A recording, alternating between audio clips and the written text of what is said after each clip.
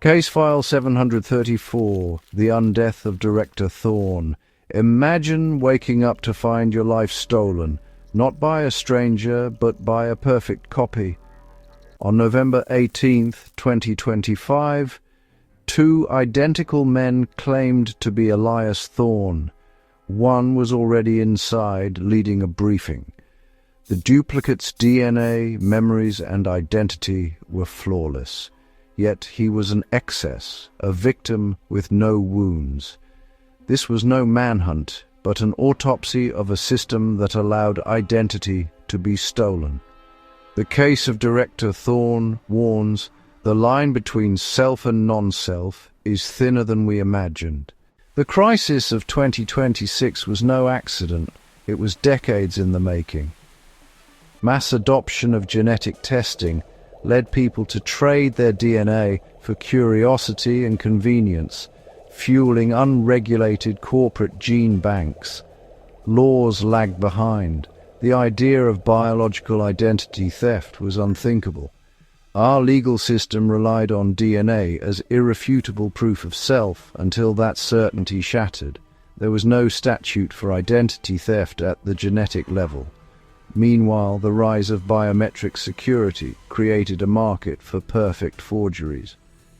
The identity architect emerged as a service provider for those desperate to become someone else, completely and irrevocably. In a world where your past is inescapable, the fantasy of a true, clean slate became the ultimate luxury. The architect didn't just offer a disguise, they offered resurrection, exploiting our desire for second chances. We built the demand, the architect supplied the means. The technology isn't evil, it's a tool, as neutral as a hammer.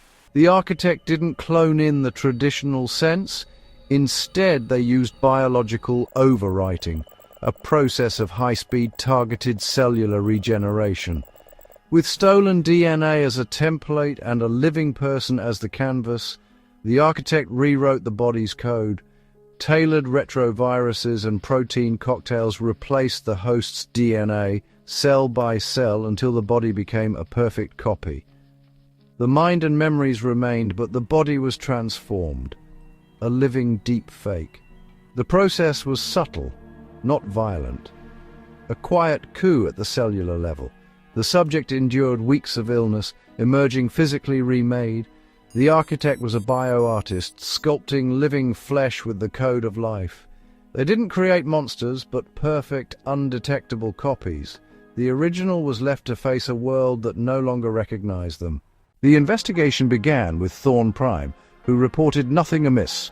No memory gaps, no illness, no abduction. He was the epicenter of a crime he never felt. We searched for the architect's lab, expecting high-tech facilities, secret clinics, hidden workshops. Instead, we found nothing. No location, no physical evidence, no trace. The architect's tools were portable, their methods adaptable. Transformation could happen anywhere. The chemicals used were legal, the process hidden within legitimate medicine. The architect operated as a ghost, blending into the noise of the system. The absence of a crime scene was the evidence of their sophistication. The crime was a process, not a place. The only evidence was Thorne Beta himself, a perfect replica, a closed loop of misdirection. The architect committed a perfect, traceless crime. The crime scene was the man. Thorne Beta, our only link, insisted he was Kalen Rask, a logistics analyst with a family and a past. His memories were vivid and consistent, but every detail was erased from the world. The address he gave was a vacant lot. His employer had no record of him. His family never existed.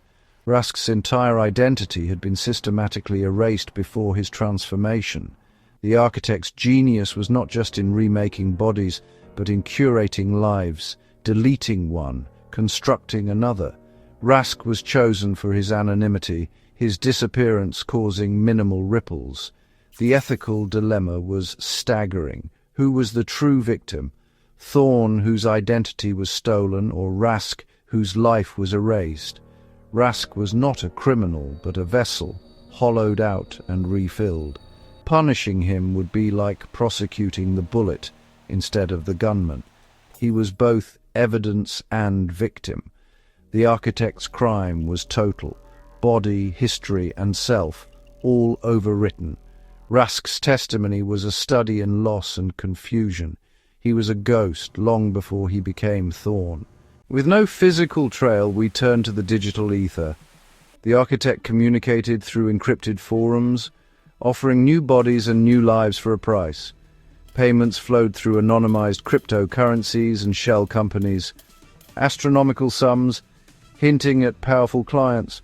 One transaction led to a holding company linked to an international arms dealer.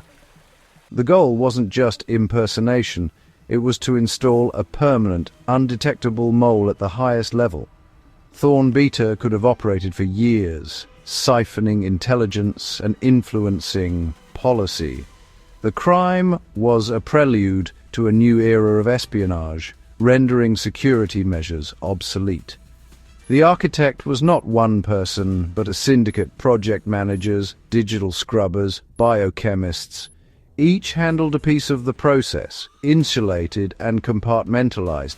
We weren't hunting an individual, but a decentralized corporate crime. The architect's structure provided insulation and plausible deniability. The system was designed to be untraceable. We were chasing shadows. Thorn Beta's existence shattered the justice system. Responsibility was blurred.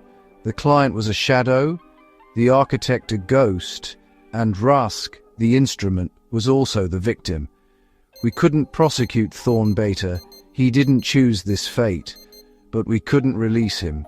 He was a living security breach. He was trapped in legal and existential limbo. Director Thorn lost not property, but the exclusivity of his own being.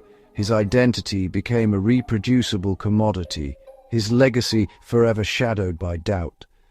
The architect's crime poisoned trust, introducing permanent uncertainty into authority. The true horror. A crime with no compensation, no accountability, and no clear victim. Our legal and ethical frameworks were exposed as inadequate. The crime was chaos itself, blame dissolved, justice impossible. Two men, identical, left only questions and paranoia. Beyond security and legality, the crime's most insidious effect was the erosion of legacy. Thorn's narrative, his life career, relationships became permanently ambiguous. Which Thorn made which decision? The past itself was destabilized. Even family bonds were fractured by doubt, every interaction haunted by uncertainty. The deepfake didn't just copy a body, but contaminated relationships and memories. Identity, we learned, is defined by external recognition, a social contract now terrifyingly fragile. The architect commodified authenticity. Only an unbroken chain of existence could prove the self. A new market would emerge, proof of life, continuous surveillance, traded for the security of uniqueness. Privacy would be sacrificed, not for safety from others, but from the threat of being replaced. The price of uniqueness became total, constant surveillance. The investigation remains open. The architect is still out there. Thorn Beta, or Kalen Rask, remains in custody, a living paradox. Director Thorn continues his work, but trust is gone. The system is brittle. We've fortified databases and updated biometrics, but these are only stopgaps. The architect didn't break a code, they shattered our core assumption that identity is anchored in flesh. The case file is a warning. The self is now a blueprint, vulnerable to theft. We built the world that made this possible, surrendering our data for convenience.